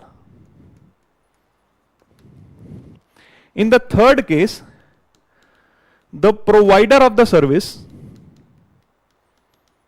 is setting up a commercial unit here, which is now going to provide services to the consumer in B. This is called as commercial presence. Doctor belong to BLK. Now BLK is opening up a unit in US. In first case, you called the doctor. In second case, you came to the doctor. In the third case, the hospital comes to you. In the fourth case, that is mode 4, what will happen is, the provider is now going to travel to the country where the consumer is. अब doctor ही आपके पास आ गया. Third case में hospital आपके पास आया था. Fourth case में natural person itself traveled. Now understand this. 4 modes is clear. India needs maximum liberalization here because a lot of our service delivery goes there directly. अब इसमें problem क्या हो सकती है? Consider if this provider of service is a profession. Is a professional, that means he is a teacher, he is a doctor, he is a chartered accountant, and so many so forth. Right? How will he deliver service if certification and standard for these professions could be different in both places? India में doctor बनने के लिए एक standard process है, MBBS, MD, these are the things which you can use, then only you can practice modern medicine. What if for practicing modern medicine in US there are different regulations? Same, for becoming a CA in India you have to qualify some exams, so you can practice accountancy here in India. If you want to practice accountancy in US, they might have different certifications. So that means this mode for specially professional services is going to create problems. So what countries do in trade arrangements is they have mutual recognition arrangements. What is mutual recognition arrangements? कि हम certification common कर लेते हैं ताकि आपका teacher यहाँ पढ़ा सके, हमारा टीचर वहाँ पढ़ा सके. Mutually recognize the certification or the standardization processes you have. So under the India's Mauritius Comprehensive Economic Cooperation and Partnership Agreement, which is a specific name, I also have mutual recognition arrangements. Mutual recognition arrangements such as, for these professional services, architecture, engineering, medical, dental, accounting and auditing. I hope the meaning is clear. So areas में broadly you need to know the areas and you need to know the meaning of mutual. ये बहुत in depth सारे याद नहीं करने हैं. You should have a broader idea what exactly is happening. This is India's Mauritius Comprehensive Economic Cooperation, and I've given this particular diagram also with every new 8 arrangements कि क्या covered है और क्या covered नहीं है. Trade in goods, trade in services, investment to some level, digital trade is basic, not significant. Government procurement absent, competition somewhere, labor environment, dispute settlement. So what is included, what is not, I've given a summary page also. The second major is India-UAE Comprehensive Economic Partnership Agreement. This was very important for 2-3 reasons. First, it was the first one to be negotiated in a record time period. Usually what happens is negotiations take 5, 7, 10, 20 years in order to finish conclusion because there is a lot of political areas in this. This is one of the fastest one to be negotiated. The other fastest one to be negotiated was New Zealand. बहुत जल्दी बहुत कम time में negotiate हो गया. There is a tariff elimination on 97.4 of tariff line US-UAE offer. India's offer is 3 ways elimination on some goods, immediate, on some goods reduced, and in some get phased over multiple years. Broader idea, you don't have to remember the facts here. India mostly has got exemption on its labor intensive goods. Gems and jewelry, textile, leather, footwear, sport goods, plastics, agriculture products, pharmaceutical, medical device, automobiles. Have a broad idea. सारे goods याद नहीं होंगे हर arrangement के. Broader arrangement, what you need to is, India's exemption to most of the goods are mostly the labor intensive sector which we can export more. That's the first thing, trade in goods and record time period. Second thing about this CEPA is, this was the first arrangement for two major things. First, we had, for the first time, talked about digital trade, where digital provisions include paperless trade, electronic transaction framework. These are the three more important ones. Personal data protection. US पिछले 10 साल से बोल रहा है multilateral arrangement करने के लिए data protection पे. But that we have not acceded to in WTO, but with UAE we have signed this digital trade. Same we have done with EU also. The provisions on digital trade, including source code protection and cross-border data flows. Mutual recognition of qualifications, something which we discussed, which was part of Mauritius also, it's part here also. And for the first time, apart from digital trade, India also has agreed to government procurement being part of this. That means if the Indian government is going to buy goods and services from the Indian domestic players, it is going to give equal treatment to the goods that are originating from UAE. तो अगर Indian government कुछ खरीदता है market में, domestic goods and services are to be treated at par with companies originating from UAE selling goods in India, imports, और या company यहाँ से आके लेंगे तब भी. This is what is, these two for the first time have been included under India-UAE Comprehensive Economic Partnership Agreement. This is, mutual recognition is same as what we discussed under the Mauritius Agreement. This is again, I've given you the broader idea. Investment mein, one thing to note here is promotion and facilitation, not protection. So if the statement gets framed that investment protection is part of India-UAE CPA, it's not a part. What was majorly important, one is this and the other is this. We also have competition policy, technical barriers to trade, custom procedures. This is trade facilitation. Movement of natural persons, that is mode 4, what we have included. Mode 4 के अंदर ही हमारा mutual recognition arrangements भी है. Quite comprehensive arrangement which we signed for the first time.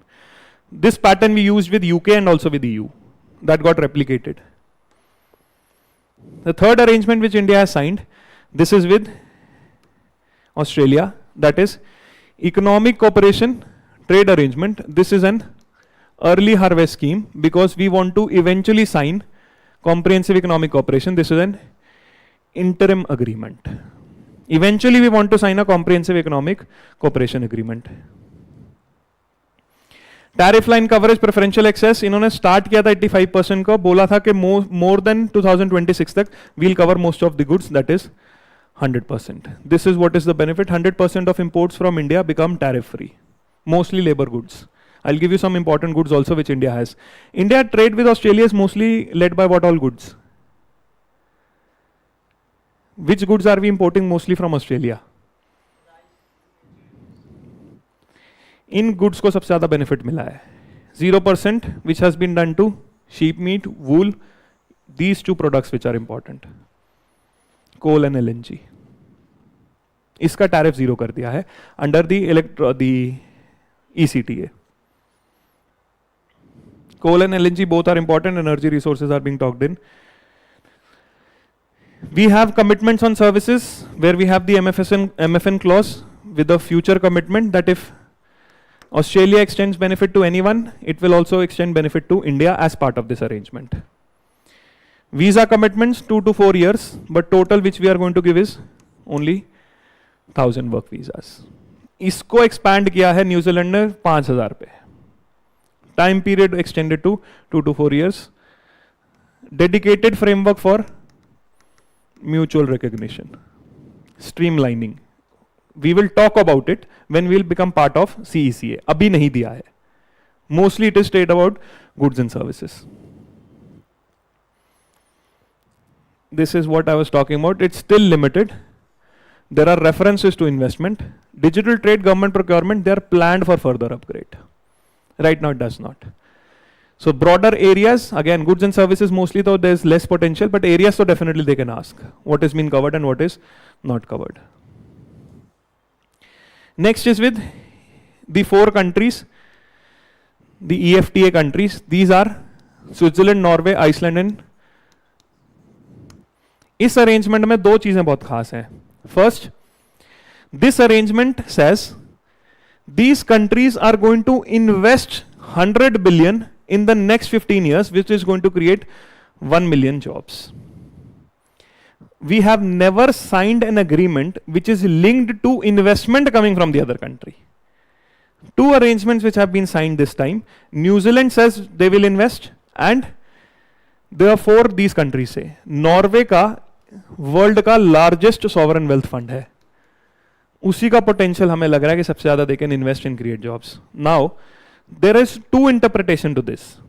The Indian part to this says this particular arrangement is binding, whereas the EFTA country says this is a broader goal. What is the common ground here? If in 15 years they do not sign this 100 or they do not provide this 100 billion, तो वो कह रहे हैं हम करेंगे, गोल है, binding नहीं है. If they do not, what they've written in the agreement, the negotiation that happens post 15 years, that means India can reduce the barrier or in fact increase the barrier if the investment does not happen. What India is saying, you say it's a goal, let us assume it's not binding, but अगर 15 साल में ये 100 billion की investment नहीं आई, then I am going to increase my trade barriers with you. This is written in the agreement itself. So the EFTA 4 countries have decided to invest. This is why it is called as investment linked trade agreement. The other part of this, which is important, it has covered for the first time legally binding sustainability commitments. That means environment protection and common labor standards. For the first time, legally binding labor and environmental protection has come in the TEPA. Benefiting sectors and offers, this is something similar sector, क्योंकि India का export उसी में labour intensive में ही है. There are protected sectors also, and this protection sector is also provided in the New Zealand arrangement. Protected sector: dairy, soybean, coal, pharmaceuticals, medical devices, gold and certain food items. ये exception है. So 3 things from TEPA. First, there is an investment commitment. Second, for labor and environment protection. And third, certain protected sectors, which have not been liberalized. This is the broader, again, investment, not protection. 100 billion commitment है 15 years का. Protection पे common policy नहीं है. IPR included, digital trade not included, government procurement there, competition there, and for the first time, trade and sustainable development, legally binding labor and environmental policy. This is about the 4 countries, EFTA, the TPA which we have signed. The next which we have signed is the Comprehensive Economic Trade Agreement. This is with UK, CETA with UK, which talks about number of goods. Again, the goods are similar, which are labor intensive sector. जो वहां से 2 good आए जो बहुत news में भी हैं, automobile and Scotch whisky. Sensitive exclusion: dairy is an exclusion, cereals, millets, gold, jewelry, lab grown diamonds, certain vegetables, edible oil and oats. This is not part. Automobile and Scotch whisky जिस पे reduction है. Automobile जो high value cars हैं उस पे 100% से face वे में 10% पे आएंगे. Scotch whisky and wine spirits is what we are reducing presently. What more in this? There are 3 things significant. First, it has got a comprehensive chapter on IPR, significant coverage. Second, this is the only arrangement which talks about trade impact on gender. No other trade arrangement has talk on trade and gender. The third thing it says is this: double contribution convention. ये तीसरी important चीज है इसकी. What happens in double contribution convention? If a particular employee in India goes to UK, it can happen that this employee is working in this MNC और वो UK अपने offset office पे बुलाते हैं इसको. There is a multinational company which has branches both in UK and India, and they called them to their UK office for certain time period. If you know, every employee which is permanent, their government through its labor laws have enforced on the employer that apart from the compensation you pay to them for their work, you also have to contribute to it their social security. For example, you have to contribute to Provident Fund, you have to buy them insurance. Sorry. India also has this, EPF karna hota hai. Plus, you also have to buy them medical insurance. Social security not provided to gig workers is always in news. This double contribution convention says, if this employee goes for a certain time period and works in UK, the employer in UK is not bound to give him social security because already getting social security here. तो जो employer का contribution है social security में, it will not be double. It will only be done in one country. Indian workers in UK, social security contributions for 3 years will not happen. They will also not contribute, they will also not contribute. They are already doing it in India. The contribution to social security will only happen in one country, it will not happen in both the countries. This is what is called as double contribution convention. This is a major thing which was signed in UK. Impact of trade on gender and significant IPR. These are the 3 major things that are part here. Trade in goods, trade in services, investment included. Details unclear on protection, they have not included investment protection. India investment protection pe mostly they have not signed with anyone. IPR, digital trade. Digital trade ki bhi bahut comprehensively they have signed. Digital trade for the first time was introduced for UAE. Very high ambition digital chapter in the UK trade deal. Government procurement there, competition there. Rules of origin financial, most of them. Temporary movement of other persons. Double contribution convention. Professional services, MRA negotiations. I've already explained the meaning of all of these. Mutual recognition arrangements. Labor environment included for the first time. Trade and gender included. This is the India-UK free trade arrangement. Then you have India, Oman. Out of the total 6 GCC countries, India has arrangement with 2 countries. One is UAE and the other is Oman. India also wants to negotiate with the entire 6 as one group also. We are trying to negotiate with that. What exactly is important here? Trade in goods, intra-corporate quota, that is supply of laborers, services sector, contractual suppliers, 90 days का allowed था, अब 4 साल तक allowed है बाहर. Relaxation in movement of persons, intra-corporate and contractual suppliers. Both these relaxations being provided.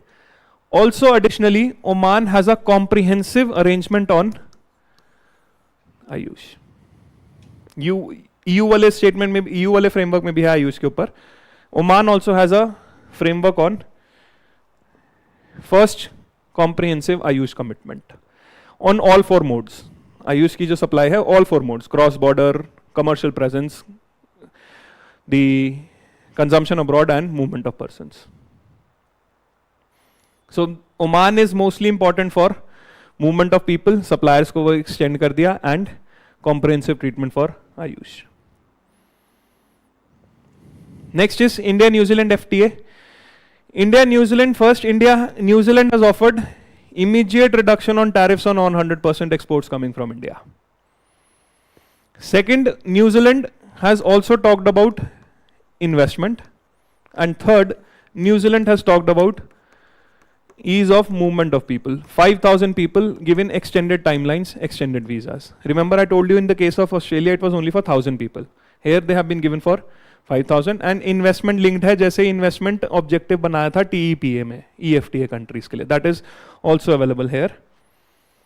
First ever concessions जो इन्होंने दिए हैं, which is important. They have given concessions for apples. We are the first country to secure apple access in FTA, kiwi and manuka honey. These are the 3 agriculture products which New Zealand has given access to the first time. More इसमें बहुत अच्छी special भी चीजें हैं.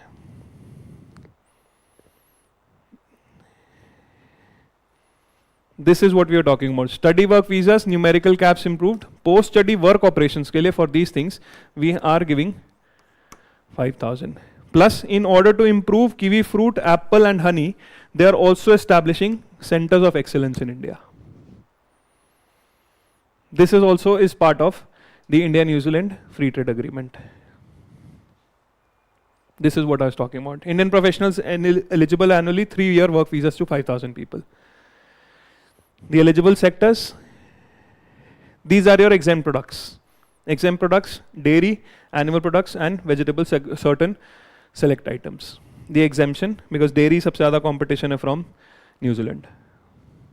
20 billion, the investment commitment which they have made. Again ये binding नहीं है. TEPA वाले का फिर भी हमने link किया 15 years में if 100 billion does not come, we will remove or increase the trade barriers. There we have not said it, we have just said there's an objective that we have to do this 20 billion investment in India. This was called as the mother of all deals. That is the India-EU deal because of the number of countries that are involved in European Union. In this, there are number of goods which have been included. For India, what sectors are getting the benefits? Marine sector, chemicals, all of them the same labor-intensive sectors. जो सब free trade agreement में हमने detail मांगी है. What EU are getting benefits? Motor vehicles, wine spirits, mostly wine spirits, beer, all of that Mediterranean region. Olive oil, kiwi pears, machinery, aircraft, iron, steel, pharma, processed food. Broader idea you should know, don't have to remember everything here. Another benefit of India-EU FTA services and a comprehensive digital trade framework. अब digital trade framework 3 agreement का part हो गया. Digital trade framework was part of UAE, was part of UK and is also part of EU, which India has not ready to sign a multilateral arrangement in WTO. These 3 arrangements have digital trade. Also comprehensively we are being covering environment protection. Now beyond this, India has 4 point of contentions with European Union. Point of contentions because they have come out with certain policies which will create problem for India. One is the carbon border adjustment mechanism. That is, if your products are carbon intensive, the carbon intensive product being imported into EU will face a carbon tax. That means anything which is carbon intensive coming here is going to face a trade barrier. ये एक challenge है. Which sector is going to be impacted most here?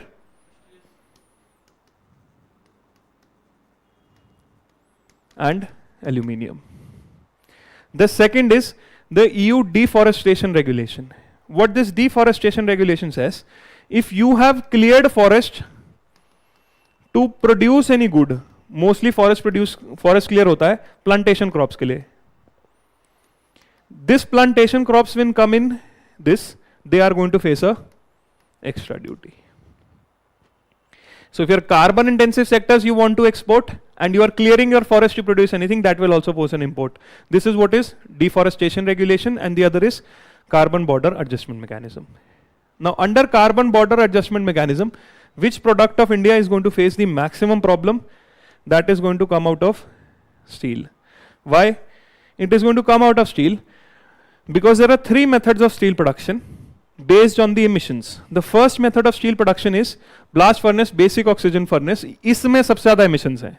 And India's most of the steel is produced through this mechanism. What we are trying to move towards is the scrap-based electric arc furnace, which we are calling as green steel. We want to move from high-intensity carbon steel, that is from the basic oxygen, the blast furnace, to scrap-based electronic arc furnace. अभी यहाँ पे बहुत कम production है India की. It's mostly this or directly reduced gas-based iron. We are producing most of this. Majority यही है. Second is this, third is this. This is what is green steel, the least emissions. So we want to shift. So as part of CBM, we can shift to this particular, method of production of steel. This is what is India's green steel initiative. To reduce, we are focusing towards these 4 things. Steel scrap utilization, what is the last thing which I told you? Arc furnace technology, electronic arc and induction furnace routes. These are the green steel production techniques which we are trying to focus so that way CBM का impact कम हो जाए. Otherwise carbon border adjustment mechanism is going to have a problem for us. Other things which are going to have a problem for us are these 2 regulations. 4 total regulation है EU की जो problem create करेंगी. These are the other 2. Corporate sustainability due diligence says if your particular company has human right violations, environmental pollution or corruption, they can face problem with respect to trade in EU countries का trade पे. If your company has human right violations, environmental protection and corruption, how would the EU companies know that this company has this? They will have to constantly share data, which we are calling as sustainability due diligence.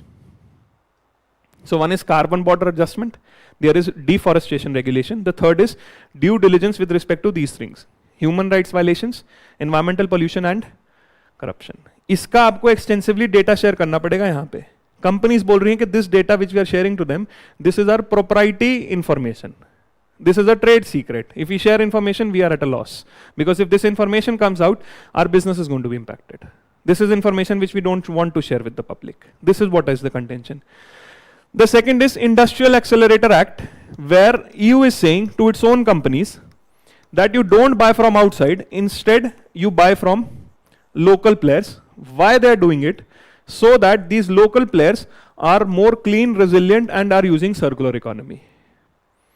Their products which are being produced by local, in पे certification होगा. They are going to certify their products that they are coming from clean, resilient and circular. So this is an internal regulation which they are enforcing on their own companies that buy locally. This is what is called as local content norms or domestic content requirement, which they want to do in order to promote sustainability. A problem ye hai, if we do this, we are not giving or we are having differential treatment to imports. This type of arrangement is not allowed under trade related investment measures, which is part of GATT of WTO. India को कभी local content requirement किसी country ने रखने नहीं दिए. US has a famous case against India in WTO for solar panels. Same year UPSC asked a question, what is the meaning of domestic content requirement? Now EU is doing it, going against the TRIMS protection which is given that you can't treat domestic products separately from imports. तो जब मैं अपनी company को बोल रहा हूँ local place से खरीदने के लिए, I am violating the national treatment principle. This is the fourth regulation which India complains that if you're going in the name of sustainability, we'll have a problem. So 4 regulations of EU which can create problems for India. You have due diligence, Industrial Accelerator Act, the EU deforestation regulation and carbon adjustment, the CBM, carbon border adjustment mechanism. I hope the meaning of all 4 is clear. Meaning is something which is going to come in the exam. This is with respect to all of the challenges, the implementation timeline. I've given you the entire information. I'm just giving you the meaning of all of these terms. This is the Accelerator Act, जिसने बोला है कि low carbon labelling system लाएंगे हम. Local content आप उनसे लोगे जिनके पास लो कार्बन लेबलिंग होगी, in order to promote more sustainability of production in their own country. This is the Industrial Accelerator Act. This is the comprehensive analysis of all the countries what we have done: New Zealand, Australia, EU, UK, Oman, UAE, FTA and Mauritius. Complete information. I'm going to share the PPT. There's no point taking pictures. I'll attach the PPT in the description. Don't have to waste your space. All the comparative information with respect to all digital trade frameworks, IPR potential strength, sustainability and label standards. The unique cultural features which we have, Oman के साथ, Ayush commitment, traditional rights protection given to New Zealand, Maori rights. Multiple countries we have allowed traditional knowledge digital library. In UK, first ever trade and gender chapter. All of the basic information we have just discussed has been covered. Now, what exactly are the already signed arrangements? ये तो the arrangements which I talked about, the 8 arrangements, were the new arrangements post 2020. The older arrangements which India has signed, there are 10 free trade agreements and 6 PTAs. What are those? First, with the neighbor countries, we have arrangements with Bhutan, we have Nepal and Sri Lanka FTA. ये पुराने हैं सारे. Other 3, South Asian Free Trade Arrangement, India-Thailand FTA, which is an early harvest scheme, and India-ASEAN Trade in Goods. India-ASEAN Trade in Goods was the first arrangement signed in 2009, active since 2011. We also have an arrangement on services and we also have an arrangement on investment. So 3 neighbors में Bhutan के साथ है, Nepal है, Sri Lanka है. Then I have the SAFTA Free Trade Arrangement. the Thailand the early harvest scheme, and India ASEAN trade in goods, services and investment. Services and investment were added in 2015. Why this is important? Because in 2024 we are reviewing all of this because we think ASEAN countries have benefited more than what India has benefited from this. Iska review chal raha hai abhi. This is why this is important. Then I've given information what is goods, services, investment. IPR digital area कुछ नहीं है, dispute settlement है, बहुत ही basic arrangement था because then IPR digital we did not used to do. You should know because 24 में इसका review चल रहा है. Other comprehensive ones, the first comprehensive cooperation agreement we had signed with Singapore, CECA with Singapore. CEPA we have with 2 other countries, South Korea and Japan. Now we have signed CEPA with 2 more countries, UAE and Oman. India Malaysia CECA also is present. Mauritius के साथ भी CECA sign हुआ है. Australia के साथ भी ये sign करना है, बट अभी अर्ली हार्वेस्ट स्कीम है. So there are total 10 FTAs which India has signed, 3 with member nations or the neighbors. In the neighbor areas, all the 6 countries, South Asian Free Trade Area, Thailand, ASEAN, Singapore, South Korea, Japan and Malaysia, these are comprehensive arrangements more than FTA. There are total 6 preferential trade agreements which we have. One is Asia Pacific Trade Arrangement, the Global System of Trade Preferences with some countries, and the SAARC Preferential Trade Agreement, these 3. The next 3 is Mercosur, Chile and Afghanistan. In तीनों को हमें upgrade करना है अब. These 3 were in news this year because we want to upgrade the Mercosur arrangement, we want to upgrade the Chile arrangement, and we also want to upgrade the Afghanistan. इसके अलावा with which countries we are negotiating with SACU. We are negotiating with Canada, we are negotiating with Israel, we are negotiating with US. So all these are broader in news, but sign ये तीनों FTA, PTA हो चुके हैं. What are these bilateral arrangements? First, Mercosur is 4-member country which is a custom union. इसके साथ India का PTA है जो हमें FTA बनाना है. What are the 4 countries? Brazil, Paraguay, Uruguay and Argentina. Bolivia इसका part बनना चाह रहा है, the latest addition which can happen, but these are the 4 members. The second such type of what we want to do is with the GCC countries. The GCC countries are the 6 countries which are being bombed right now by Iran because they support US. It is Kuwait, Bahrain, Qatar, UAE, Oman and Saudi Arabia. इसमें से 2 के साथ India का already arrangement है. One is with Oman and the other is with UAE. ये दोनों अभी recently CEPA sign हुए हैं. The third place with which we are negotiating is the South African Customs Union. South African Customs Unions is with 5 countries, Namibia, Botswana, South Africa, Lesotho and earlier it was called as Swaziland. It's now called Eswatini. These are the 5 countries which are a common union, a customs union with which India is negotiating a free trade arrangement. 2 custom union के साथ free trade arrangement negotiate हो रहा है, Mercosur and SACU. ASEAN वाला arrangement, there are 10 countries in ASEAN. This is an arrangement which we are negotiating. So what are these 10 countries? All those 10 countries are ASEAN also important. I hope the arrangements are making sense. 16 previous one, 8 new ones and the 4 negotiating. So you have a complete idea of what India is negotiating with what. The 8 arrangements have also in depth given you the areas on which we are negotiating. Areas is the most important topic which can come apart from the name of the arrangement. So TEPA किसके साथ sign किया, EFTA की 4 countries पता होनी चाहिए.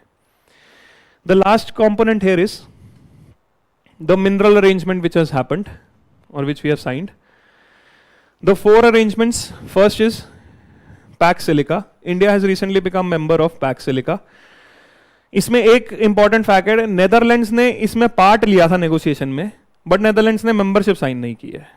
Taiwan has expressed support, but Taiwan has not yet become part of Pax Silica. Netherlands, ASML सबसे बड़ी company वहाँ पे होते हुए भी, they have not become part of Pax Silica. Rest, these are all of the members of Pax Silica for higher technology. You need to know the countries. This is a potential question. Which are the countries of Pax Silica? और direct भी ना आए तो वो वैसे भी आ सकता है. India is part or not? Second question. These are the 4 connected initiatives with mineral diplomacy which US wants to do. This is a bilateral arrangement, trust arrangement, which India and US have signed in 2025. This is multiple countries MSP which India is a part of. This was a question last year in prelims. India is part of Mineral Strategic Partnership or not? Mineral Strategic Partnership ka, there is a finance network also. India is a part both ways. The new arrangement which is going to replace Mineral Strategic Partnership is the Forge. India is not yet part of Forge. India has expressed interest that we want to become part of this, but right now we are not part of Forge. We want to become part of this. Under Forge or first, Under trust initiative, what are we doing? This is successor to the initiative on critical and emerging technologies. The initiative on commercial and initiating technology signed, emerging technology signed in 2022 is now being replaced by a new trust initiative, which is going to include these areas. What areas are being covered under trust framework can also be asked. All the newer technology areas: defense and AI, semiconductors, quantum, biotech, energy space, critical minerals, pharmaceutical APIs, and AI infrastructure roadmap. The new and emerging technology, जो critical and emerging technology initiative था, उसका replacement है trust. Post this mineral security partnership, 15 members country which India is a part of. What are the critical minerals covered? Are these. इसी का finance network है. And ये Forge है. Forge में दो चीजें हैं. What they are trying to do under Forge, the Forum on Resource Geostrategic Arrangement started by US. First is they can start a preferential trade zone for critical minerals. Preferential trade zone where there will be no barriers, reduction of both tariff and non-tariff barriers. इसमें एक addition भी है कि China से protect करने के लिए हम एक reference price भी रख सकते हैं for these critical minerals. Both things. A preferential trade zone is in something which they can form, and second, they can also have price setting in order to control the prices of these critical minerals. The third thing which he has done as part of Forge is he has announced a project vault where he's going to have a strategic reserve of these critical minerals: copper, nickel, cobalt, lithium and rare earth minerals. इनका US एक strategic reserve बनाएगा. ये इनका एक domestic plan है, project vault. So Forge, which he is trying to do these two things, having a trade block and price mechanisms, for which he has signed bilateral agreements with 11 countries. India yet he has not signed this, but India has expressed interest of signing or joining Forge. The second thing is the project vault with US has created, which is a strategic reserve which they want to create of these critical minerals. जिसके लिए he is getting 10 billion from the Export-Import Bank and 2 billion from private capital for rare earth, lithium and copper. Project vault is a strategic reserve. Preferential trade zone and price setting is going to happen under Forge, which is going to be a successor of the mineral strategic partnership. 11 countries have signed arrangements for Forge. India is not part of that anymore. India has expressed, yet not part. MSP का part है India, trust तो India के साथ ही sign हुआ है, and MSF, that is the Mineral Strategic Finance Network, India also a part. This is with respect to the mineral partnership which India has. This is the timeline. You started with the ICET, that initiative on critical and emerging technologies. India joined this in 23, India joined in 24, और इसका question UPSC में 25 में आया है. Now trust has been announced, Forge replaces MSP. These are the two potential questions on mineral partnership, which is moving beyond China. So 4 takeaways which we have, which you need to prepare from the prelims perspective, which I have discussed here. First is WTO arrangements and what is the present happening in WTO. Second, I've talked about the regional trade arrangements, the 8 new ones. You need to know the areas apart from the name and countries. The third is the older arrangements which India has signed, knowing custom unions and all. And fourth is the mineral partnership. These 3 documents I'll get uploaded post the session. Is this clear? This is with respect to the trade groupings and the arrangements which India has signed and the potential questions that can come from it. Next week, I think we'll have another where we'll talk about the energy production and energy regulation in India. Coal kahan hai, coal pricing kya hai, oil pricing, petroleum pricing, regulation of all this. Because this has been a conventional topic which is being asked. PNG RP pe there was a question last year. So next week or so, we're going to have a similar topic. Thank you.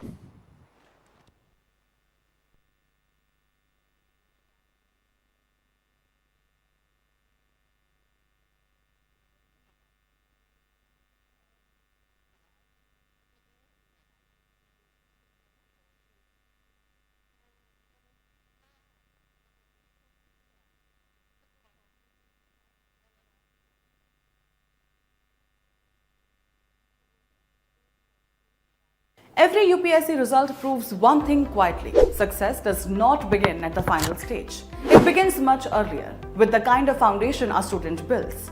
The UPSC CSE 2025 result makes that visible again. 10 candidates in the top 100 prepared through the Vision IAS GS Foundation Classroom course, including AIR 5 Nishan Bhatnagar.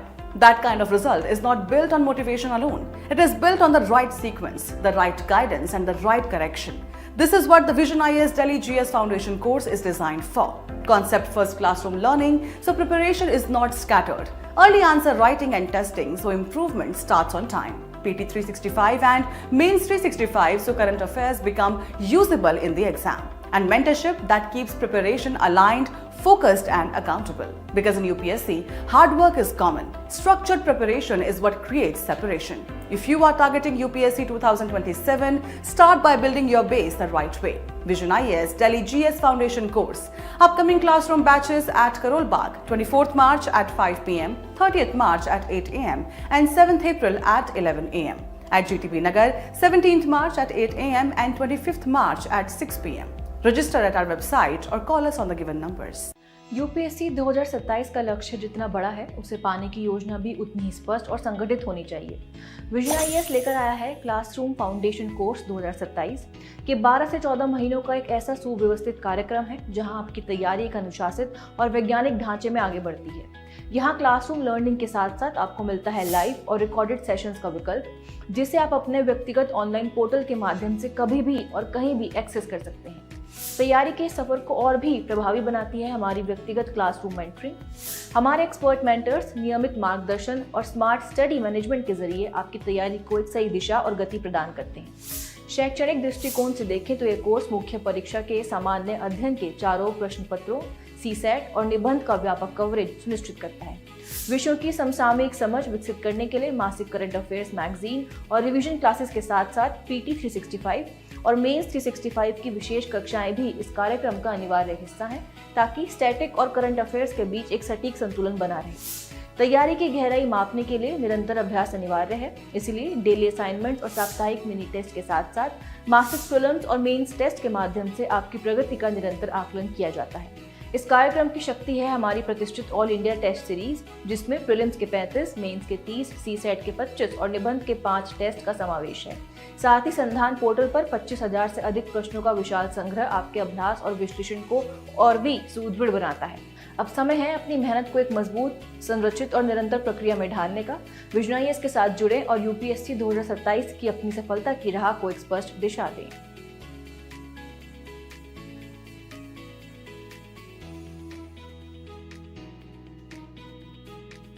Prelims is in 3 months. This is where preparation shifts, not from studying to stopping, but from expanding to consolidating. At this stage, what matters most is strengthening core areas, fixing weak zones, analyzing mistakes deeply, stabilizing mock scores, refining your attempt strategy. That is exactly where the Lakshya Prelims Mentoring Program plays a decisive role, offering structured direction, performance correction, and continuous guidance when execution matters the most. Starting from 23rd February, Lakshya supports this critical phase with a focused revision roadmap, personalized tests and competitive quizzes, 25,000 plus curated Sandhan questions, data-driven performance analytics, mentor guidance till the exam. Lakshya is not about studying more, it's about executing better with expert guidance. To know more or register, visit our website or call us on the given numbers. You're ready to face prelims head-on, because prelims is not just about knowledge, it's about performance under pressure. That's where Abhyas, the All India Prelims GS plus CSAT mock test comes in. Designed as a true exam simulation, Abhyas recreates the real UPSC. Prelims experience the same pattern, the same time constraints and the same intensity. It places you in a national arena, competing with aspirants across India, backed by an all-India ranking that reveals your true standing. Attempted by 1 in 3 top 50 rankers, Abhyas has become a trusted benchmark for serious aspirants. With detailed post-test analysis, live discussions and complete syllabus coverage in both English and Hindi, it ensures your preparation is not just extensive but exam ready. 3 full-length offline simulations will be conducted across 100 plus cities on 5th April, 19th April and 10th May. From 9:30 am to 11:30 am for General Studies, that is paper 1, and 2:30 pm to 4:30 pm for CSAT, that's paper 2. Challenge your preparation, test your performance. For more information or register, visit our website or call us on the given. All serious aspirants are able to solve polity, economy, and geography questions in the prelims. But when it comes to ancient and medieval history and art and culture, everyone stands on the same platform. Whether you are a fresher or a repeater, attempts don't matter here. Most aspirants end up guessing answers, relying on vague recall, and finally getting stuck in a dicey zone near the cutoff. And it is exactly here where margins matter, that marks are lost or gained. To create a clear edge over the cutoff, Vision IAS Prelims Speed Up is for you. The real challenge with history and culture is not effort but direction. Multiple sources, overlapping facts, confusing timelines, and factual overload make these subjects risky. UPSC further complicates things by framing indirect elimination-based questions where partial knowledge often backfires. As a result, even well-prepared aspirants hesitate at crucial moments. Prelims Speed Up is designed as a 20-day last-mile score booster to solve this exact problem. Instead of broad coverage, the program focuses only on high-grade areas that UPSC repeatedly asks in ancient history, medieval history, and art and culture. The emphasis is on conceptual clarity, chronology, and intelligent linkage, so facts finally start making sense together. With concept-driven classes, the course tells you what to remember, what to ignore, and how to apply. Structured daily practice and tests train your mind for elimination, helping you avoid traps and guess less. The Smart Source consolidated content removes the burden of multiple books and speeds up the revision. In just 20 focus classes for ancient and medieval history and art and culture, Prelims Speed Up converts static confusion into scoring confidence. If you want to move from cutoff anxiety to cutoff safety in Prelims 2026, this program gives you that decisive edge. Join today to get this